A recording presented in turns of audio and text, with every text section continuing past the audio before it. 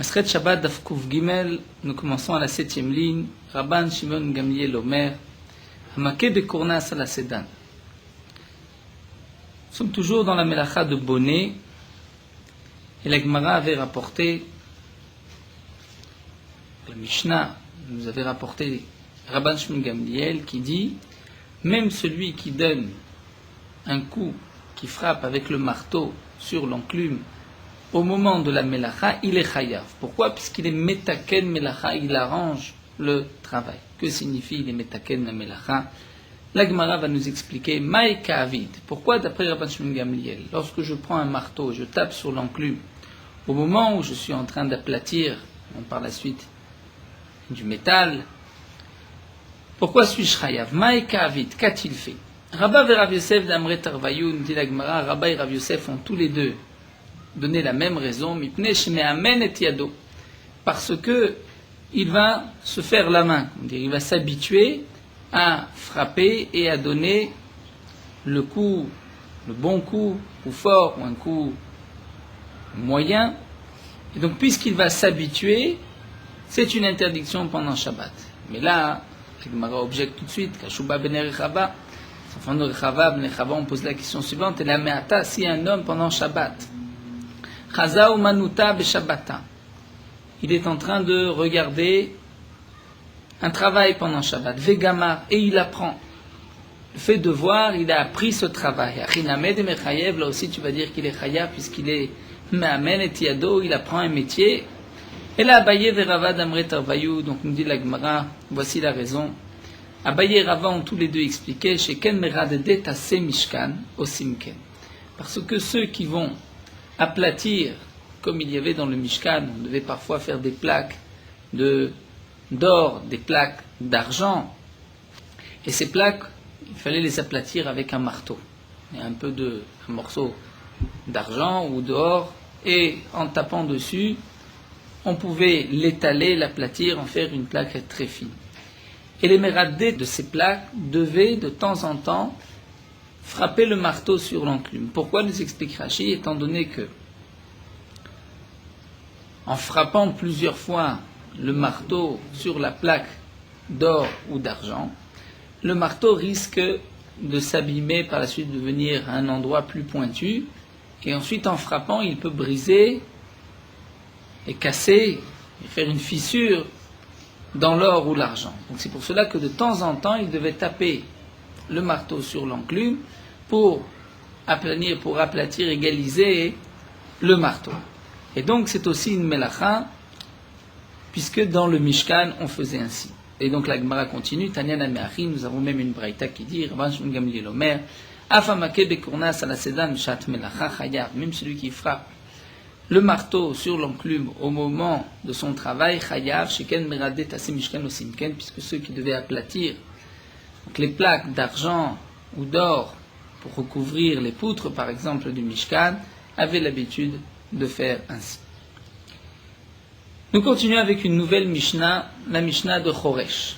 Donc nous avons vu au début du Pérec la Melacha de Bonnet, la construction, Makebe Patish aussi, terminer un Keli, terminer, comme le cas de la Mishnah, lorsque la pierre était entièrement taillée, il suffisait d'un dernier coup de pic pour la faire tomber, c'est Makebe Patish.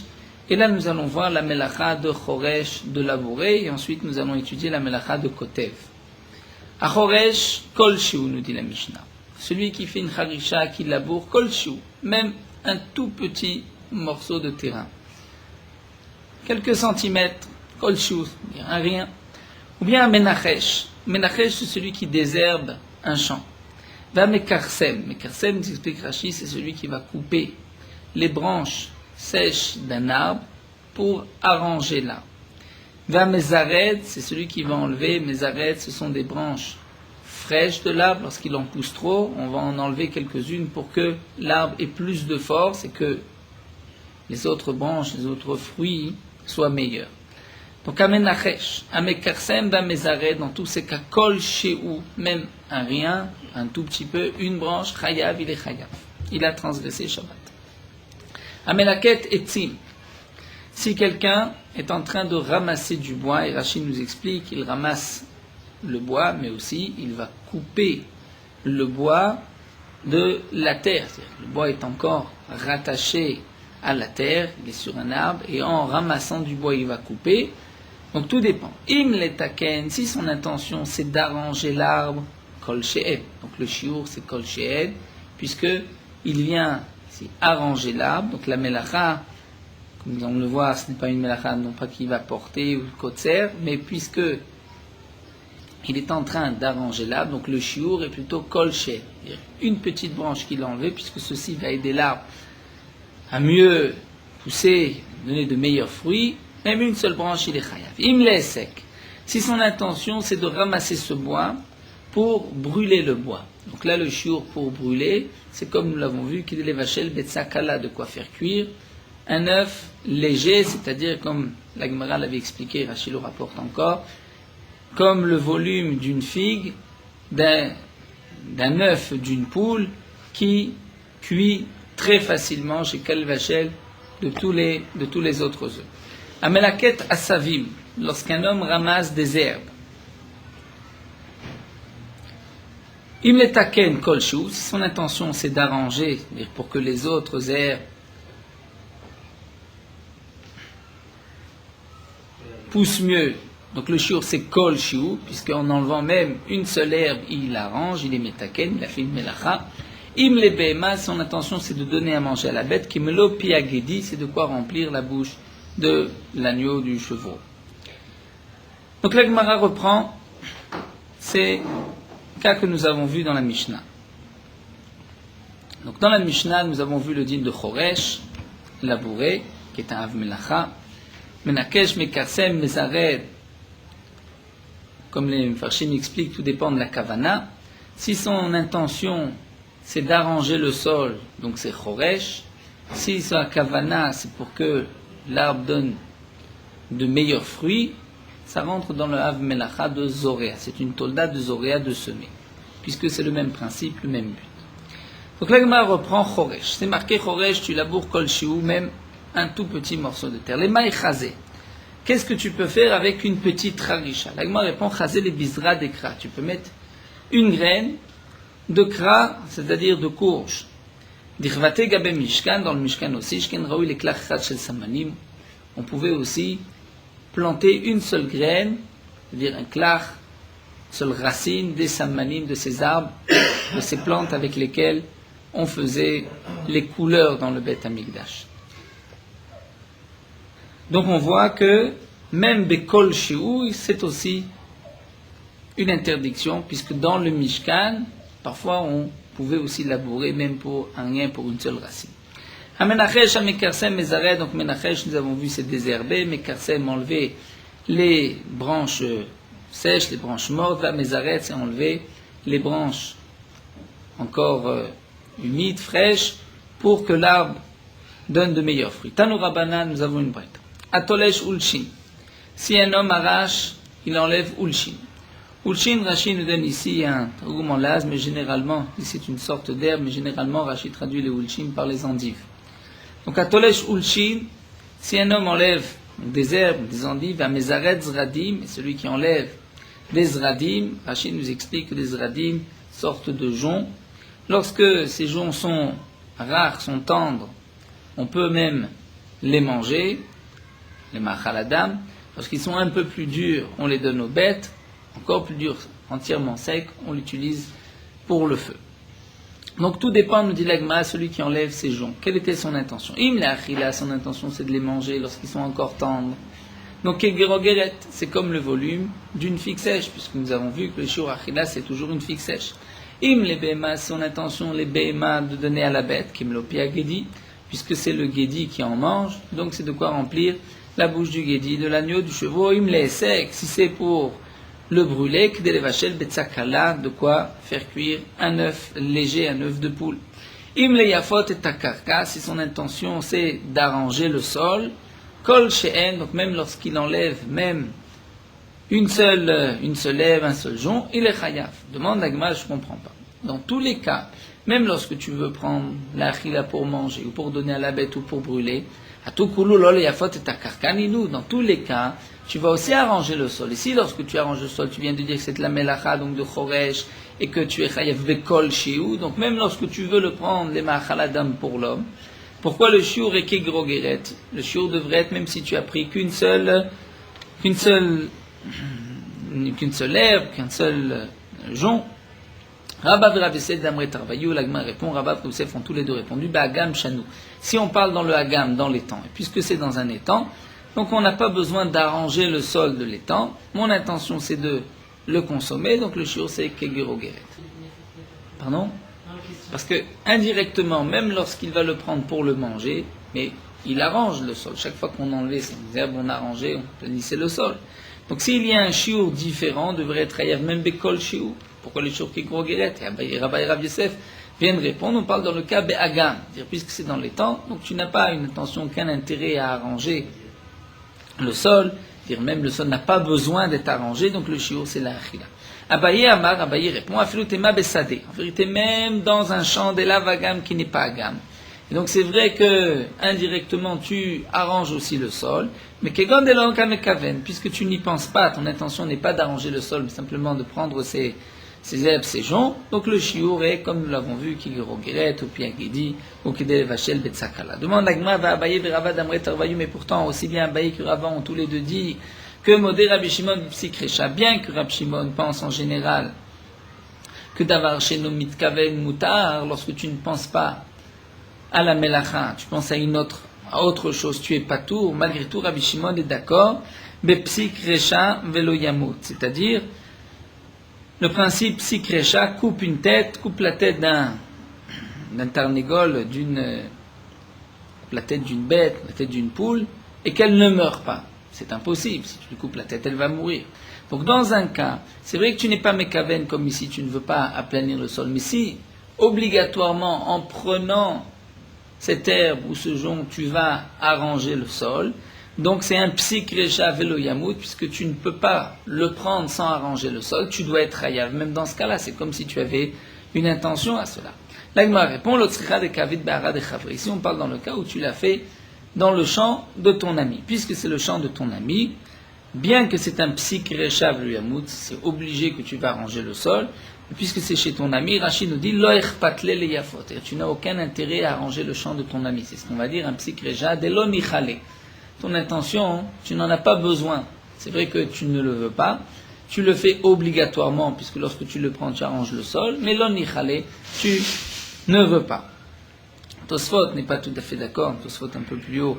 Nous avons un Tosfot d'Af Ainhe, comme le rapporte Rabbi Akiva Eger, qui nous dit que, pourtant, même dans Psikrecha, est-ce que l'onichale, d'habitude, Psikrecha et l'onichale, est-ce qu'on est chayav ou pas?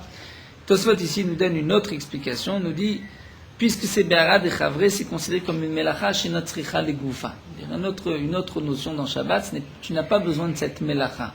C'est vrai que tu arranges, mais tu n'as pas besoin d'arranger, tu as besoin de prendre le jonc. Comme par exemple, tu fais un trou et tu veux prendre la terre. Ton intention, c'est la terre, c'est pas de faire le trou. Donc c'est une melacha chez notre Sricha le Goufa, tu n'as pas besoin du trou.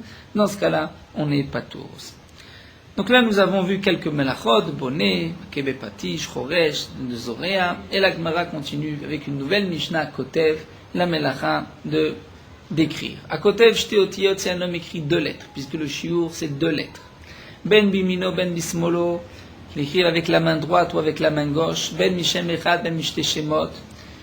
Si c'est 2 lettres d'un seul dire les mêmes lettres, comme par exemple 2 Aleph, ou bien Mishte Shemot, 2 lettres, Aleph et Bet, par exemple, nous dit Rashi, ben Mishte Samaniot, avec 2 encres différentes, une lettre en noir, une autre en rouge, le noir est appelé le dio, le rouge le sikra, Bechol Lashon, dans n'importe quelle langue, Chayav, tu es Chayav. Amar Rabbi Yosef précise, Lo chiyuv teotiyot la mishum roshem. Tout le chiyuv, pourquoi 2 lettres, c'est mishum roshem, c'est-à-dire de faire une trace, faire un signe. Puisque lorsqu'on démontait le Mishkan, pour ensuite pouvoir rassembler facilement les poutres et savoir quelle est la poutre qui était à côté de l'autre, donc on faisait des signes, un roshem, donc on écrivait sur les poutres, l'eda pour savoir Ezo Benzugo, quelle était la poutre qui allait à côté. Donc puisqu'on écrivait un signe d'un côté et un signe de l'autre, On est donc chayav, c'est là le av melacha. Donc Rabbi Yossé, comme l'explique Rashi, vient rajouter que même dans le cas où tu n'écris pas vraiment des lettres, mais deux signes, et ces signes-là ont une signification, tu peux les retrouver, c'est un siman, tu es chayav, puisque dans le Mishkan aussi, ce n'était pas des lettres, mais un signe. Amar Rabbi Yehuda continue, dit Matzinu Shem Katan Mishem Gadol.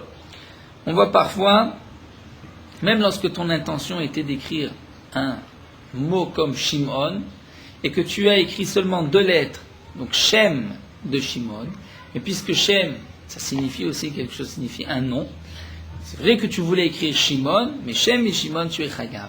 Par exemple, Shem de Shimon ou de Shmuel, c'est un petit nom d'un grand mot, un petit mot d'un grand mot. Ou bien Noach mi Nachor, un homme voulait écrire Nachor, il s'arrête à Noach, Dan mi Daniel, Gad mi Gadiel. Donc même si son intention est d'écrire tout le mot et qu'il n'écrit que deux lettres, il est chayav, ces deux lettres ont aussi par ailleurs une signification. Et nous allons voir, la Gemara va bien sûr expliquer cette Mishnah. Et entre autres, la Gemara va poser la question sur Rabbi Yehuda. Pourtant, lorsque tu écris Shimon, tu écris avec un shin et un mem, on va appeler un même ouvert, non pas le même final qui est fermé, mais un même ouvert. Donc comment tu peux lire ensuite Shem? Ce n'est pas Shem, puisque le Shem s'écrit avec un Shin et une lettre fermée, une lettre finale. Donc nous verrons, la Gemara nous expliquera aussi par la suite toute une agada concernant les lettres. Donc nous reprenons l'explication de la Mishnah. C'est marqué, celui qui écrit deux lettres avec la main droite ou avec la main gauche. Bishlama yamin lechayev shum dertiva bekar. Nous dit la Gemara encore. Lorsque tu écris avec la main droite, je comprends, puisque d'habitude, on écrit, c'est le derer, l'habitude d'écrire avec la main droite pour un droitier. Et là, small amai. Mais pourquoi, lorsque tu écris de la main gauche, tu es chayav, un dertiva bekar? On n'écrit pas de la main gauche. C'est un chinouille, c'est que la chariya, amarabir, miarabir, répond, beiteriat chanou. Il s'agit d'un gaucher. Donc un gaucher, lui, peut écrire avec la main gauche. Mais ça voudrait dire que le gaucher, chayav, même avec la main droite, et là l'agma demande, je comprends pas, mais small d'idée qui est mis des coulées alma, le gaucher, on va seulement inverser. Si un droitier, lorsqu'il écrit avec la main droite, il est chayav, il écrit avec la main gauche, il est patour, le gaucher, ça devrait être le contraire. Lorsqu'il écrit avec la main gauche, c'est l'habitude, le derer, il est chayav, avec la main droite, il est patour. Pourtant la Mishnah nous dit, tu écris avec la main droite ou la main gauche, tu es chayav. Donc on va reprendre la question, mais TV small d'idée, sa gauche, la gauche du gaucher doit être comme la droite des koulalma des droitiers de tout le monde. Mais à small, il devrait être chayav sur la gauche et non pas la droite. Et là, Marabaye Beshelet Bishteyat. Abaye répond, il s'agit ici de quelqu'un qui peut écrire des deux mains. Puisqu'il peut écrire des deux mains, il est chayav ben bimino ben bismolo. Mais c'est vrai que si un homme ne peut écrire que de la main droite, s'il écrit avec la main droite, il est chayav, donc il a transgressé Shabbat, il apportera un korban khatat, et bemezi, il est chayav mita. Avec la main gauche, il est patour. Il y a malgré tout une interdiction, midera banan, mais minatora, il est patour. La Gemara continue. Rabbi Yaakov, Beri de Barat Yaakov Amar, Rabbi Yaakov, le fils de la fille de Yaakov, Amar, donne une autre explication. Amané Rabbi Yossei, qui est l'auteur de la Mishnah, c'est Rabbi Yossei, Damal Ochidush Totiat la Mishum Roshem. Et puisque Rabbi Yossei a dit que le chiyuv de deux lettres, c'est un signe, Roshem.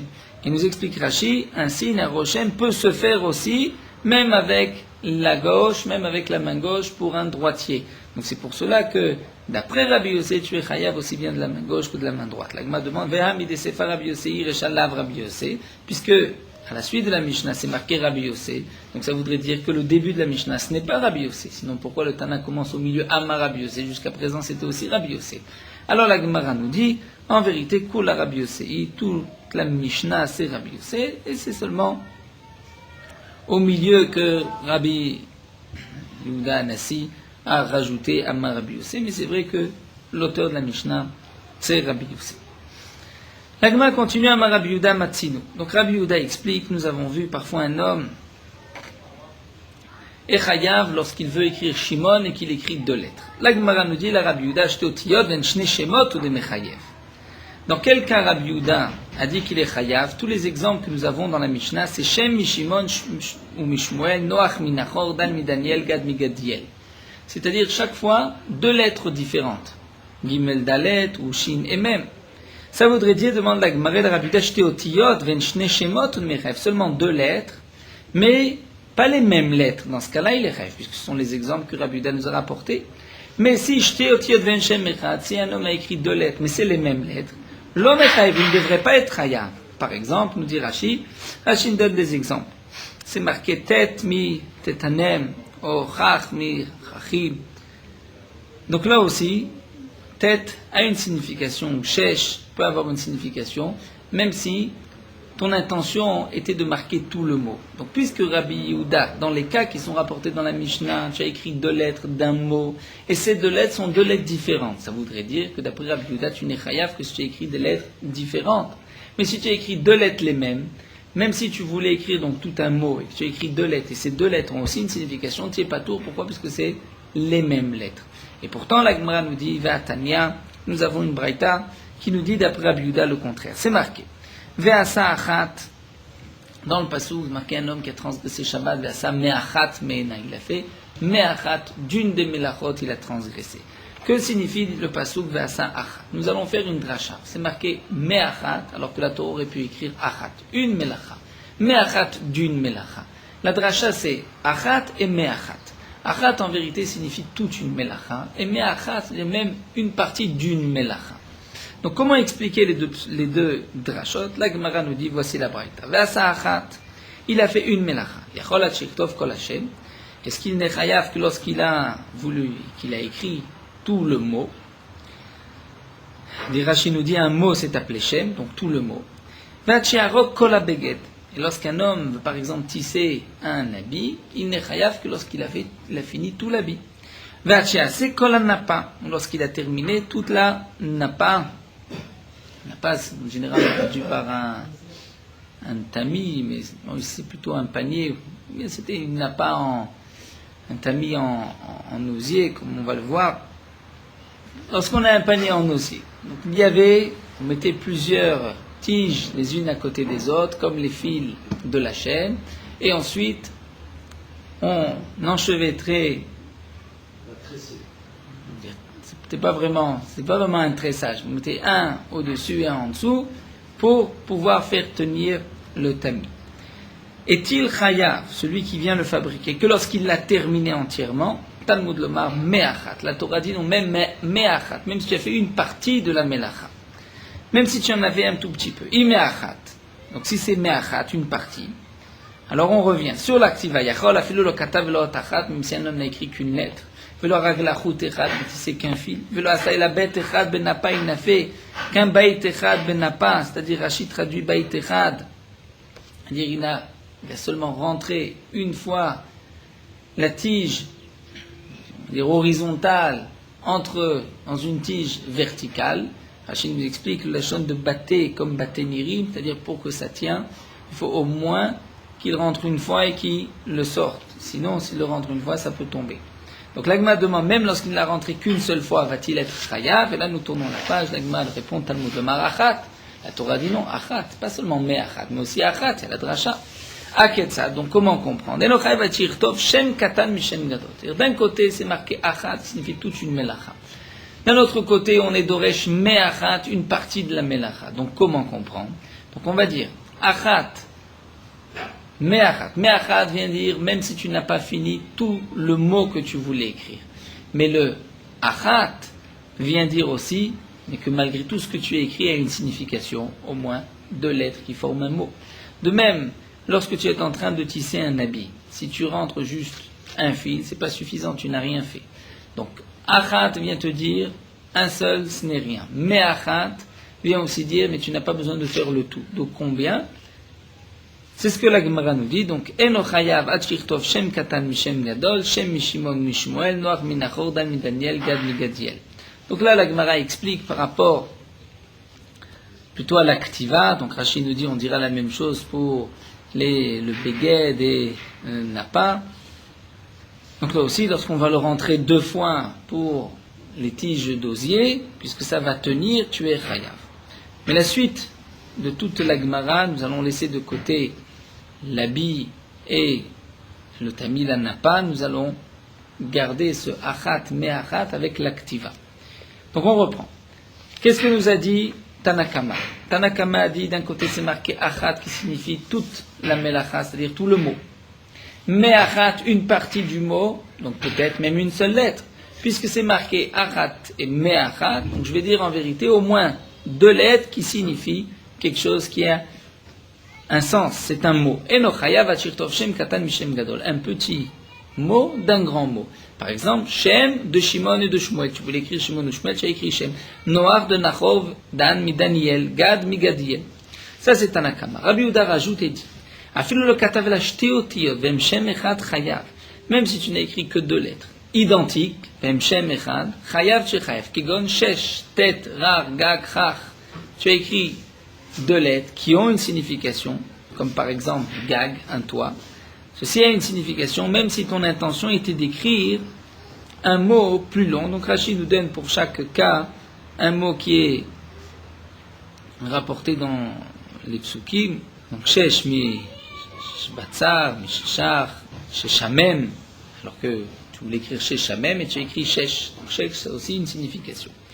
Donc qu'est-ce que vient nous dire Rabbi Yehuda, d'après cette Mishbraïta, que même dans le cas où tu écris 2 lettres identiques, puisque ça a aussi une signification, tu es chayav.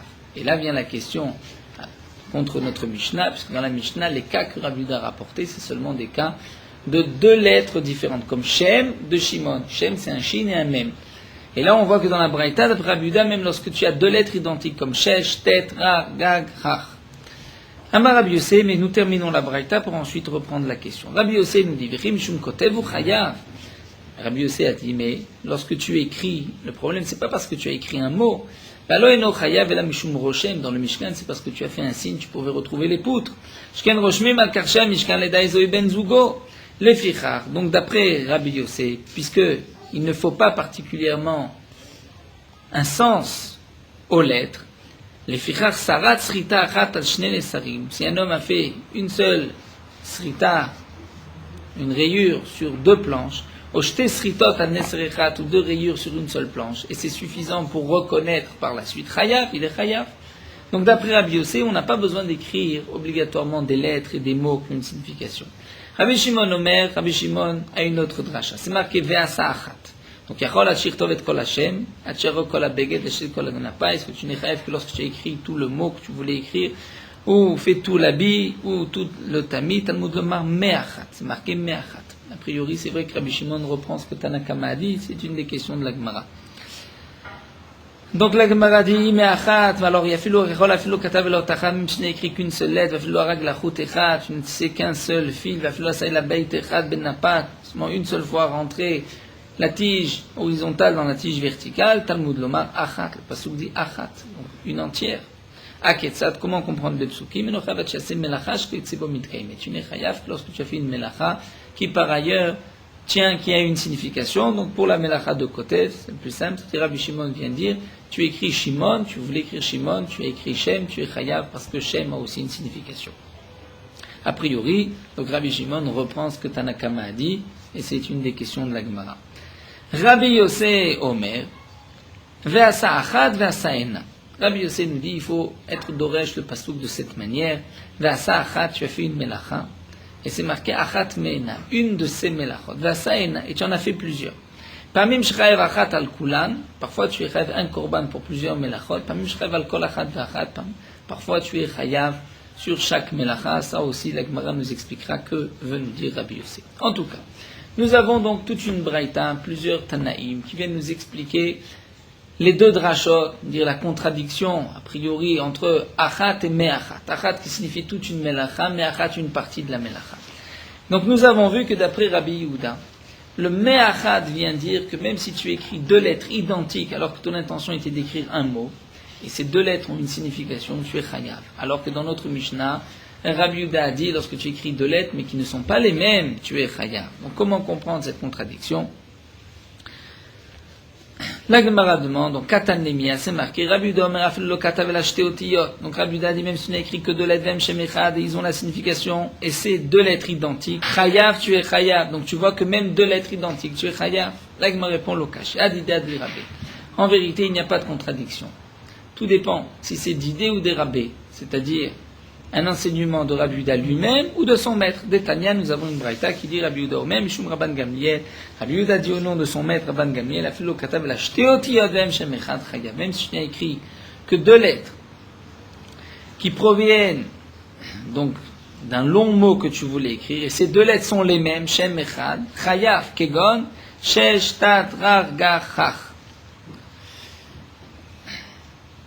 Donc tu vois que Rabbi Yehuda lui-même pense que tu n'es chayav que lorsque tu écris deux lettres différentes d'un long mot, alors que Rabbi Yehuda, au nom de son maître, pense que même deux lettres identiques, tu es chayav. La Gemara continue de Rabbi Shimon. Donc maintenant nous allons expliquer le reste de cette braïta. Donc nous avons répondu, il y a Rabbi Yehuda au nom de son maître, Rabbi Yehuda lui-même, c'est toute une marloquette, est-ce que tu es chayav lorsque tu as écrit en fin de compte deux lettres identiques ou pas. Et la Gemara continue, Rabbi Shimon aïnou Tanakama. Rabbi Shimon, c'est Tanakama. Puisque Rabbi Shimon a l'air de répéter ce que nous a dit Tanakama. Vechitema, Aleph Aleph, nous dit la Gemara, de Aazerecha. Il y a un passouk qui dit Aazerecha velo yedatani. Dans le passouk Aazerecha, un homme qui voulait écrire Aazerecha et qui a écrit deux Aleph. Deux Aleph, ça n'a aucune signification. Est-il chayav ou pas? Deux Aleph en hébreu, ça ne veut rien dire.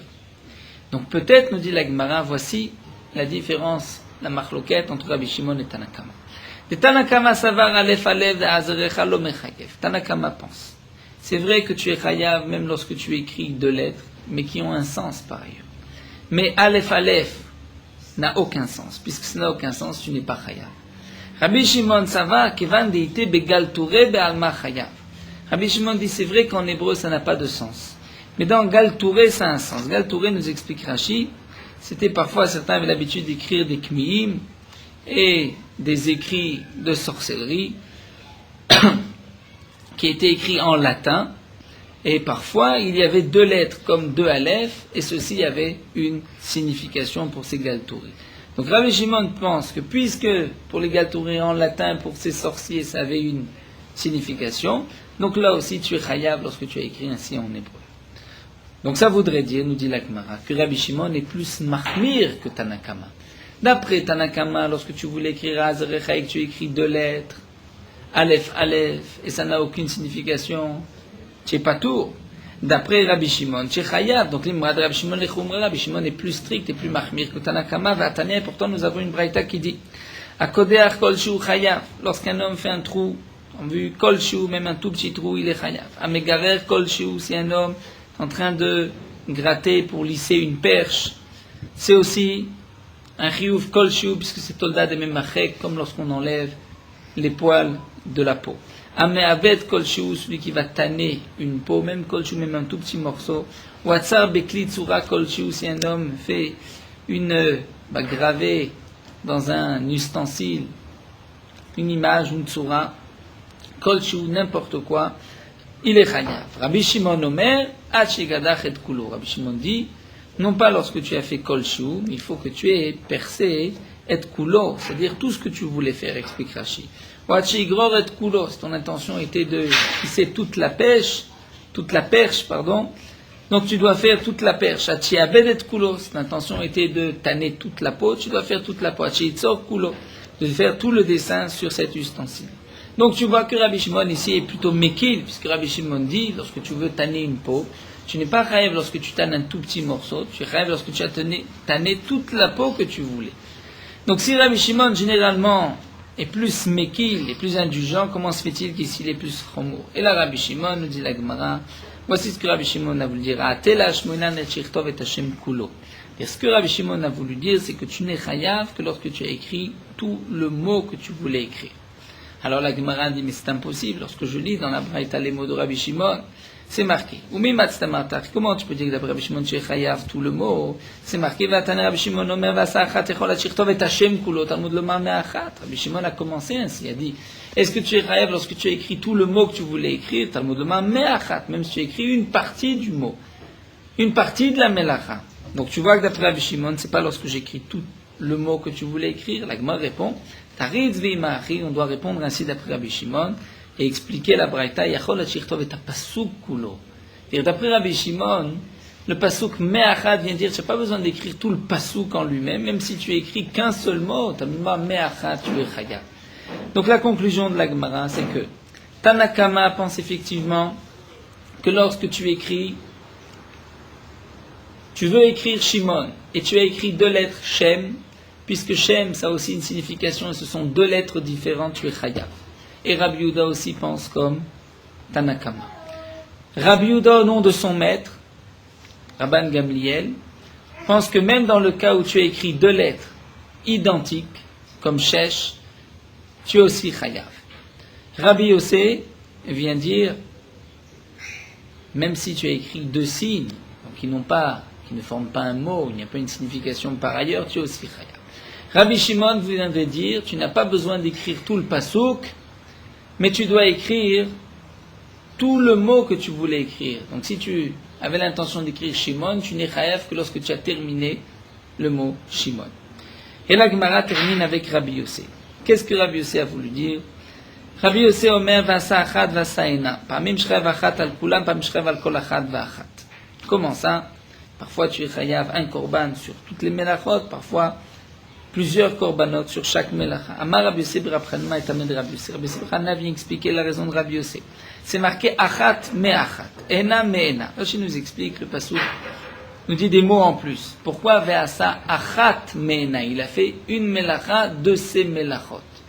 Le pasuk aurait pu dire ve'asa achat, il a fait une melacha. Ou ve'asa hena, il a fait plusieurs melachot. Pourquoi achat me ena? Et pourquoi me'achat et me'ena, un même en plus? C'est pour nous apprendre plusieurs choses. Donc la Gemara nous dit achat me'achat hena me'ena. On va faire 4 drashot. Achat et aussi marqué me'achat. Hena me'ena. Dire achat shi hena ve'ena shi achat. Parfois il y a achat qui est hena, plusieurs, et hena qui est achat. Achat c'est Shimon. Quand tu voulais écrire Shimon, me'achat, même si tu n'as écrit que Shem et Shimon, tu es chayav. Hena c'est avot, c'est plusieurs av, plusieurs cas de référence, les avot. Me'ena c'est les toldot. Achat shehi hena. Que signifie achat shehi hena? C'est-à-dire zadon shabbat shgat melachot. Comme nous l'avons vu au début du 7e Pérec, lorsqu'un homme transgresse Shabbat, il sait qu'aujourd'hui c'est Shabbat, mais il a oublié que ces melachot sont interdits, donc il devra apporter un korban pour chaque melacha. Donc c'est achat, un oubli, shehi hena, et il devra apporter plusieurs korbanot. Mais parfois c'est hena, shehi achat. Parfois c'est le contraire, il va faire plusieurs melachot, shehi achat, il n'est chayav qu'un seul, c'est shkigat Shabbat bezadon melachot. Si un homme a oublié qu'aujourd'hui c'est Shabbat, mais il sait que les melachot sont interdites, il a fait plusieurs melachot, il n'apportera qu'un seul korban, puisqu'il a une seule shgaga, qui est la shgaga de Shabbat. On va s'arrêter déjà ici.